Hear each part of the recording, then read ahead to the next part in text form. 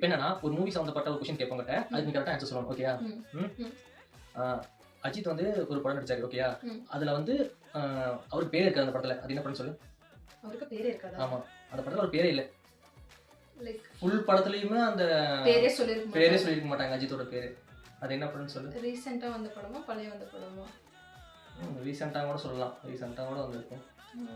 எனக்கு தெரியும் அந்த படம். ஒரு சான்ஸ் தான். இந்த விவேக் இருங்க நான் யோசிக்கிறேன். தெரியலையா? துணிவு. பேரே சொல்லுங்க. ஆமா, டார்க் டெவில் மட்டும் தான் சொல்லுவாங்க தவிர அஜித்தோட பேர் சொல்ல மாட்டாங்க.